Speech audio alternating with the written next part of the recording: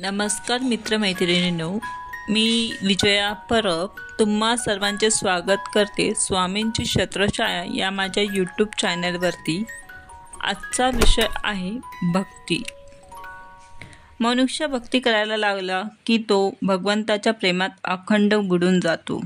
त्याला इतर काहीही सुचत नाही। मग तो प्रापंचिक कर्मे जरुरीप्रमाणे करतो, पण कशी? तर कर्तव्य म्हणून। त्यातून आपल्याला अमुक मिळेल असा काही विषय त्याच्या डोक्यात नसतो। मुलाबाळांचा सांभाळ करेल, घरातील वडीलधाऱ्यांना हवं नको ते आणून देईल, पत्नीच्या इच्छा पुरवेल, पण तेवढं करून झालं की त्या सर्वांकडून कोणतीही अपेक्षा न बाळगता तो आपणाहून बाजूला होईल। हे कसं शक्य होत असेल असा आपल्याला प्रश्न पडतो।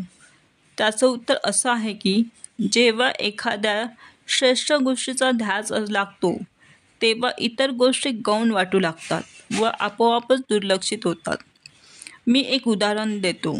समजा एखाद्या व्यक्तीला जर घर बांधायचे आहे म्हणून पैसे साठवत असेल, तर इतर लहान-सहान गोष्टींच्या खरेदीकडे त्याचं आपोआपच दुर्लक्ष होईल किंवा इच्छा झाली तर नंतर बघू, आधी घर होऊ देत असा मनात विचार करेल। त्याचप्रमाणे भगवंत भक्ती हे एवढं मोठं आकर्षण भक्तांपुढे असते की इतर काही त्याला सुचतच नाही। कर्तव्य म्हणून प्रापंचिक कर्मे वर सांगितल्याप्रमाणे सामाजिक क्रियांबाबत कुलधर्म कुलाचार म्हणजे कर्मकांडही तो अशीच निरपेक्षतेने पार पाडतो। भक्तीचा महिमा हा असा आहे। ही माहिती तुम्हाला कशी वाटली ते मला कमेंट करून नक्कीच सांगा। तसंच लाईक व सबस्क्राईब करून बेल आयकॉनवरती क्लिक करा, कारण यानंतरची जेव्हा मी नवीन माहिती अपलोड करेन तेव्हा तुमच्या मोबाईलवरती नोटिफिकेशन मिळेल।